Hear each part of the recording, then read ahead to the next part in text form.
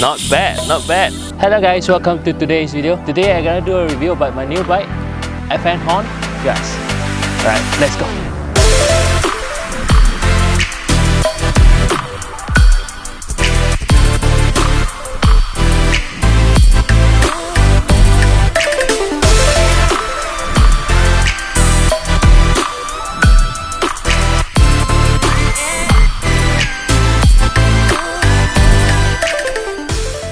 So what I have over here is actually a new bike that I just got during MCO, and it just come in the right time because MCO 2.0 SOP, we are allowed to go out and ride alone. I guess that helps in terms of mental health. I'll be able to go around town and do some photography. I will have a vlog coming up after this, so do stay tuned and do subscribe to the channel if you like content like this. For today's video, I will break down into 4 parts in terms of this bike. First will be the frame set, second will be the group set, the third is the wheel set, and then the fourth is the finishing kit. At the end of the video, I will conclude 3 good things about this bike and also 3 that you will need to know if you are in the market looking for a folding bike and looking for this bike.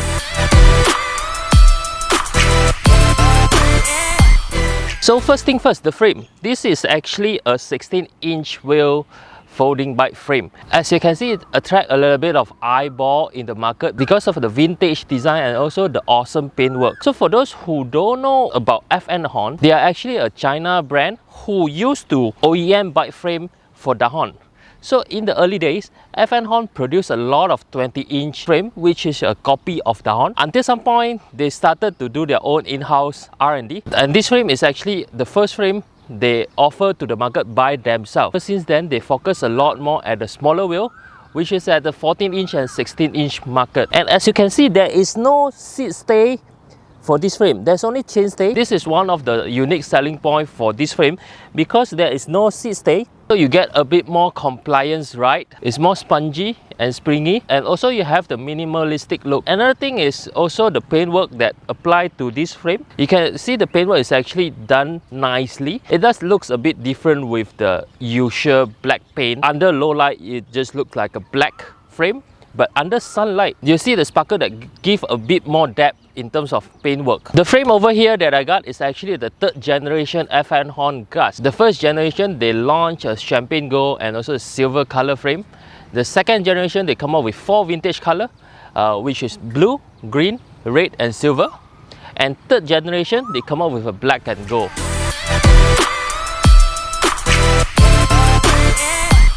Okay, let's move on to the next part, which is a group set. One thing good about Fnhon is they offer frame-only option for the consumer. While the other brand, such as dahon or Turn, most of them offer only complete bike, which usually come with a group set. You don't like it, or the crankset that is lower range, older standards and so on. For this frame here, I actually talked to the seller for the things that I want, just because I went through quite a bit of research and I kind of know what I want. So I opt for a Sora 9-speed rear derailleur, 1132 cassette, a 56 tooth Light Pro 1x specific crankset.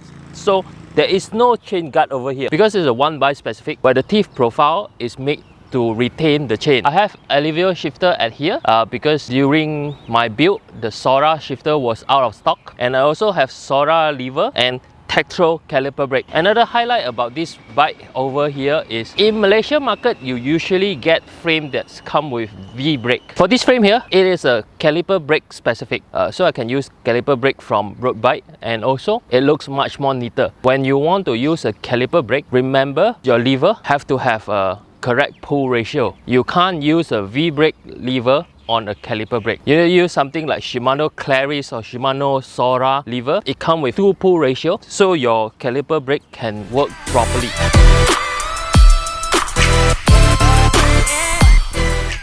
And then the third thing over here will be the wheel set. The wheel set is actually a quite standard China boutique wheel set manufacturer. It's called Milo. It feels relatively lightweight because it is a 16-inch wheel. Another thing which is very confused in the small bike world, there's actually 2 standard in terms of 16-inch.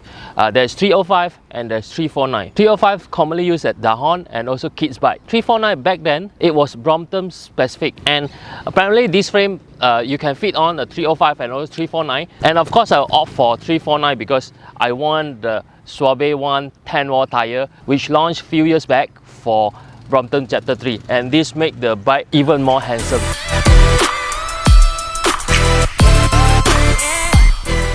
And last but not least will be the finishing kit. As you can see here, I tried to decorate the bike to my character, try to apply some of the theory to make it look nice and proper. One rule that you always need to follow when you try to decorate up your bike: 60-30-10. 60% on the main color, 30% on the secondary color, and 10% on the highlight. The 60% over here, of course, is a black color frame and black color components, handle post, seat post, and so on. 30% will be the brown leather element. So I have the Brooks saddle over here, two bags over here. I add on the leather belt in front, and also the 10% highlight will be the gold color that come from the handlebar grip, the headset, the gold chain, and also the small highlight come from the frame. For the handlebar, it's a quite standard aluminium Light Pro straight bar. I like my riding position to be front rotate, so I don't use a riser. I prefer to use a straight bar. The seat post is actually a 33.9 diameter seat post, where it comes with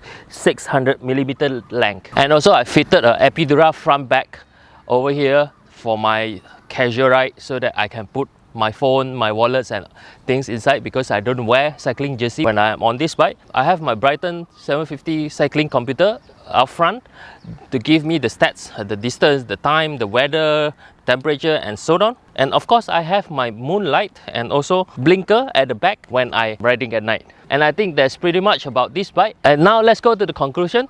3 good, 3 bad. So that's pretty much about the bike that I have now, and I just got it for not too long ago, and I haven't clocked in a lot of mileage. But for a short-term review like this, I have 3 things that is good about this frame and 3 things bad about this frame, or maybe not suitable for someone. So 3 things good about that is, first, it looks very handsome. No matter what color that you choose, it looks awesome. The paint job is not as a usual paint job you will see on a steel bike, where it's relatively dull, and also because they pay a lot of attention to the details, you can easily dress up your bike with a 60-30-10 theory. For example, this bike, the theory that I put on is 60% will be black, 30% will be the leather color, the brown, and also 10% is the gold that comes from the frame, and also a small little accessories, for example the headset or the grip. Second, this bike is fast and light. For a folding bike at this price point, it is considered a really fast folding bike that you can cruise around. I can easily cruise at 30-32 by putting a bit more power, and I think because of the tires, I can cruise easily at that speed for quite a while. So if you want to like tekan a bit, or you want to climb any hills, maybe Mayor Hill or Federal Hills, I think this bike can be easily handled it. The third thing will be, if you compare to the brand that is established, this is pretty cheap. For this price, you probably can get a turn or dahon. Usually the component come in the lower grade or outdated component. One good thing about Fnhon, because they offer frame only option for the consumer, so the bike shop can be custom made the parts that you want based on your request lah. For example, like me, I opt for Swabe 1 tires, gold chain, Light Pro crankset. All this I just communicate to the seller, and so the seller can straight away quote me a price instead of I buy a complete bike and then I upgrade parts by part. 3 bad things about this bike. First, it is rare in the market. It is quite hard to get this bike at local Malaysia, because this bike main target market is actually for the China market, and then it got popular at Indonesia, and then now recently at Malaysia, and there is hardly any bike shop that break in, which means there is no after sales service support. If you would buy this bike, you probably will get from someone online, or for example me, I actually import directly from China. I will need to equip with all the technical knowledge if anything's happened to the bike. Or for example, the shifting is not smooth, I have to settle on my own instead of getting an after sales service like your regular brand. The second thing is, there is weight limitation. I think because the main target market is for China, so they never put in thought of the bigger size rider and all those. So this frame, unfortunately, it comes with a 90 kilograms weight limit. I guess most of the local online seller won't mention about it, but if you would to buy this bike, do take note about this. And other than weight limit, there is also height limit for this bike. For example, me, I'm not someone who are very tall to start with. I'm at 168. My seat post is actually pulled all the way up until the safe point already. So I guess if you're a taller rider, maybe at 175 or 180, this bike will be too cramped for you. You won't be able to fully extend your leg, or you will have a very cramped space in between the handlebar and the saddle. So take notes, weight limit, height limit. The third point will be the workmanship and also some of the accessories. Looks like an afterthought. For example, this frame, which is a caliper brake specific, is kind of limit the ratio of the gear because the crankset can only start at 50/60, which is like your dinner plate size. If you are using an 11/28 cassette, gear ratio will be very heavy to tackle a hilly terrain. And also my frame over here, there is a front block bracket like you have on Brompton. Unfortunately, it doesn't work because it looks like an afterthought where they wear a piece of steel at the head tube, and actually once you install the bracket, steel angle will be go very minimal because of the caliper brakes is on the way. So this is the thing, I think, how a bike brand can be put into more consideration. As in, if you're using a folding bike, probably you need a front bracket so that you can put your bags and then you can go grocery shoppings or carry stuff and things like that. For this case, I think Fnhon didn't put enough thought into that. It looks like an afterthought. I think that's all for this video. If you like video like this, do subscribe to my channel. And if you have a bike that you want me to review, do leave a comment or contact me via different platforms of social media. I'll put the link down in the description. And until next time, bye bye.